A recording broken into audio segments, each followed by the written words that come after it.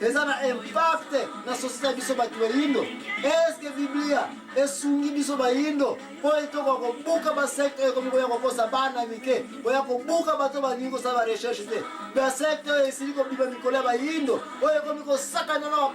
bapaster oyo bakangama kaka na Biblia kaka baza na ta ya recherche te qui est forte na bango nazali kokondane bapaster nyonso bazali ete ntango baza koyaka to tanga mokanda ya Matthieu to tanga mokanda ya Luka na ntango bato ba secte bayindo ekomi kokola na bamboka na biso na ntango ba secte bayindo bakomi koya koteya koma bamindele bayaki kopanza biso yo pe paster oza oblige okota na laboratoire na yo osala ba recherche okende koyeba ete comment okobukela bato oyo pour faire convaincre bamembre de l'église bana emike bamama bayebi kotanga te ke te mundele ayi kobengisa solo kasi Biblia pe ayi kosokola salite bamindele ki page to ndokota koma Biblia ekosala sarclage ya salite oyo mundele amemaka na Afrique koma Biblia ekosunga biso bayindo mpona kosokola salite ya mindele bayaki nango na Afrique po ete Bible le même Bible oyo eye kosokola basalite oyo nani ayaki nango kaka mundele kaka lisusu po ngai na yo lelo tokokozala na position ya kitoko ya koyeba koatake bamindele à travers la Bible.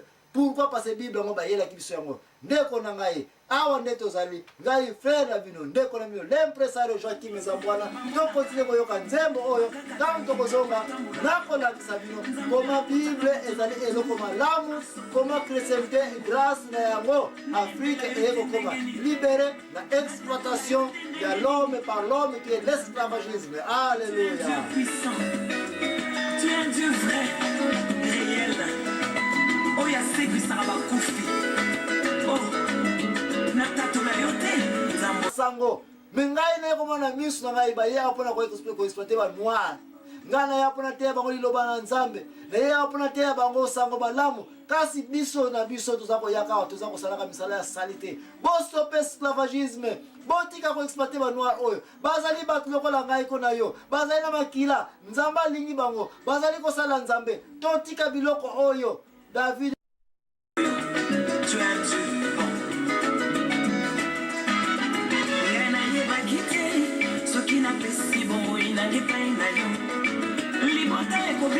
maladie ekosila kitumba ekolimoi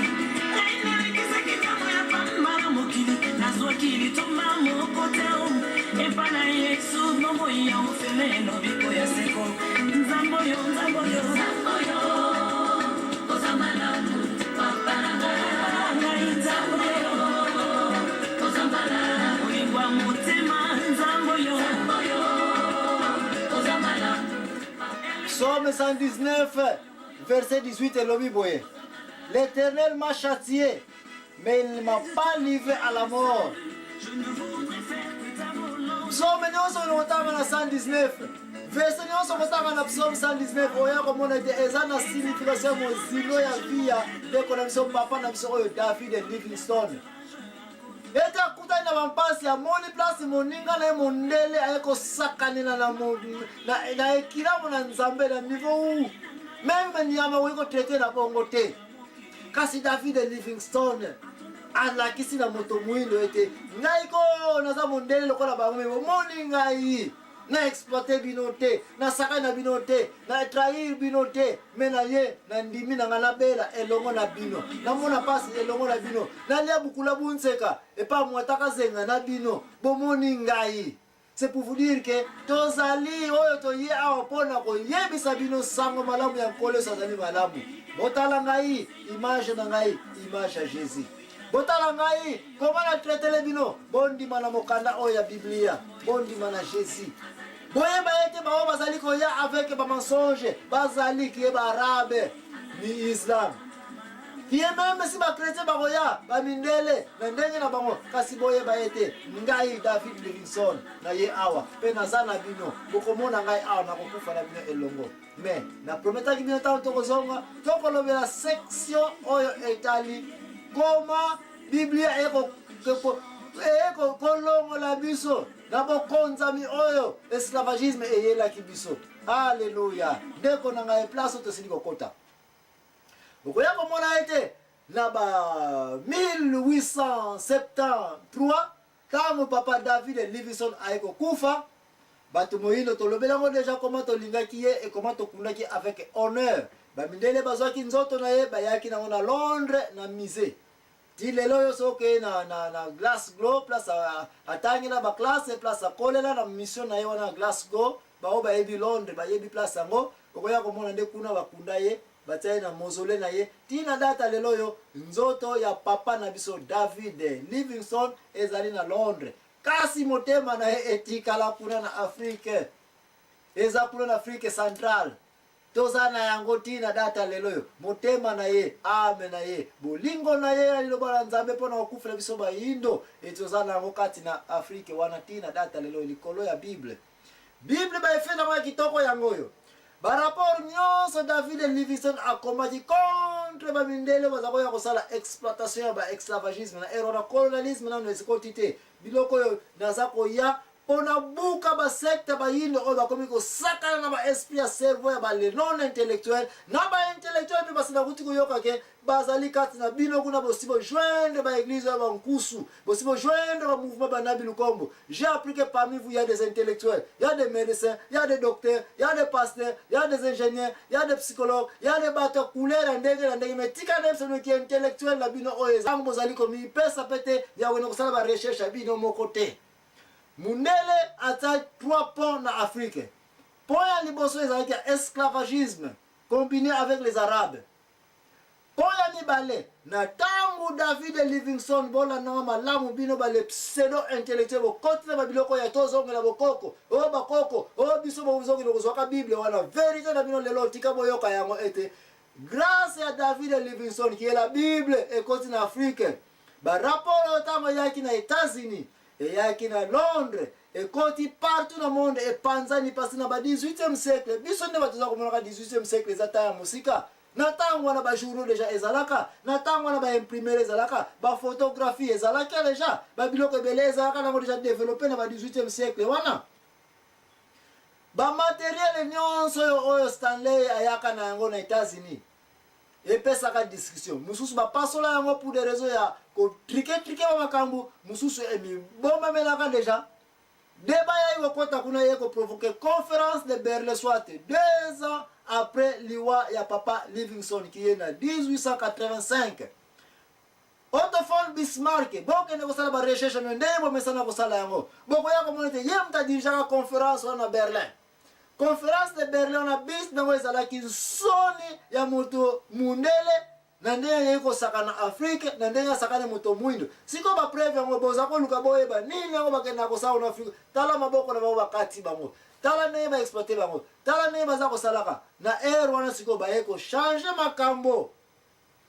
to kabola Afrique siko yo pas na cadre esclavagisme mais to comme ça comme ba domaine privé na biso chaque mutu azwa section na ye pour que ne ko éduquer bango pour que ne ko tombola niveau na bango pour que ne ko bimisa bango na bampaso to siko mona bazali na kuna selo bango ne ba mona ki bampasi yango place wana to ko lo ba vérité ezala ki bongo ba roi Léopold na ba bongo bazaka nango ba katela ki ba portugais ba larke bino bo pesa bino section wana parce que na era na payer moko pe portugais kutaza ina kana beso ba pembeni ba mai ba mindele nos bazaka na beso pembeni ya mai mena kati pesa na kati pesa kuna na kati pesa Afrique centrale na bazamba na ba Équateur na ba lac Tanganyika ba kotana tout ça ba yabaki makambo eleka kuna te le roi Albert de yene apesa ki la na 5000 km nyonso ye moko qui est l'actuel ba eko benga ngo Congo qui est République démocratique du Congo qui est Zaïre ba français bazwa ki ba ngo Congo Brazzaville ba Camerounais bazwa ki ba ngo kuna na konta ba France balema bazwa ki parti na bango kuna bref bazasuna ki Afrique na ndenge balingela jango pas avec intention exploitation ya l'homme par l'homme na cadre esclavagisme mais siko na cadre colonialisme soit te batu na ngai mabele na ngai domaine privé na ngai des places on za komona ete ba eko changer phase entre soni ya kokata batu maboko soni ya ko exploiter batu soni ya ko yiba biloko batu ba eko comme ça on sorta mo yibi kaka lisusu mesiko na cadre ya colonialisme toko lobela yango te kene ko tanga ba histoire na ba dekala yango na ba effet na bango na ba kamunyo sa ba o ba eko sala mais mama likambo ezali awa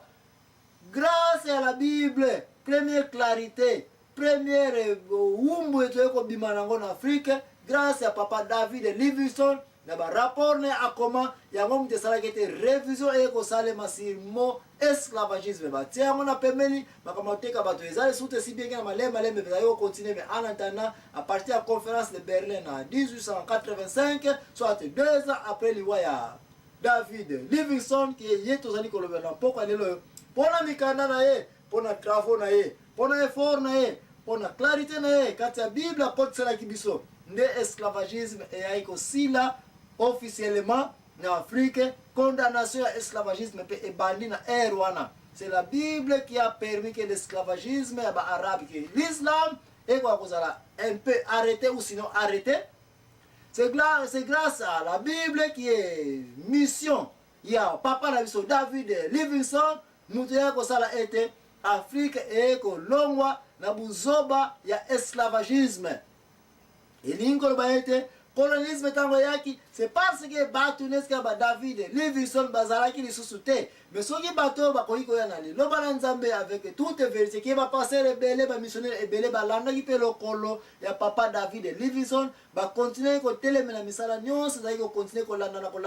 na exploitation de l'homme ya ngum dia ko sala tiba indépendance oyo e baniko ya ko kota na Afrique. C'est toujours il faut vous mettre en tête que ba mindele oyo ba ki Bible na ba africain oyo ba ki Bible ba ki lo bana nzambe ba que signifie vérité ya Jésus na lo sambo ya ba mindimi lo sambo ya moto lo sambo ya vérité nyonso oyo ko sala collection ya pona nini Afrique to yo koma libéré.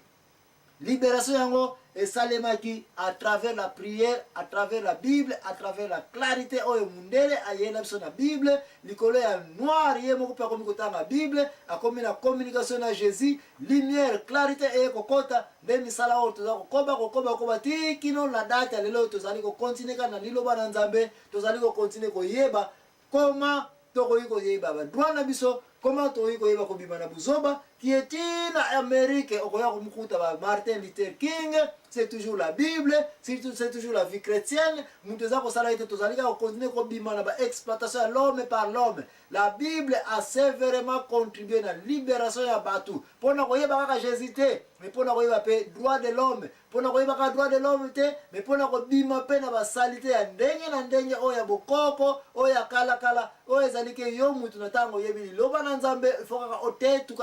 obima. Ne bisika oyo tozali ko kende kozwa lisusu moi répond na biso poto yeba comment tokoki ko tirer conclusion suka na parole oyo tozali ko lobela poko lelo etali kaka Nzambe kati na papa na biso David Livingstone ndeko na ngai ko kende musika tetika ete Nzambe apambo tozali na serlo pour aona mai na miso na ngai. Hallelujah.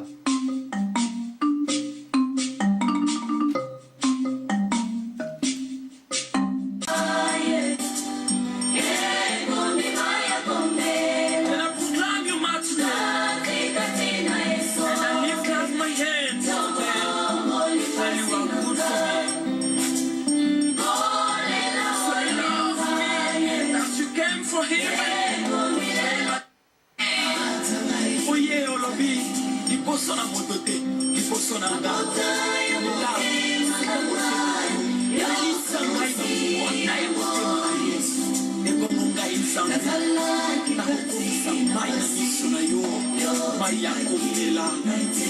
Lelo maya miso na ngai. Kala lo lengi sili sayo. Dati na ngai. Maya miso na ngai. Opongo liango, upesi yango kombo mususu, maya komela. Ese mo, edoni motema nanga, koete na yebi Nzambe.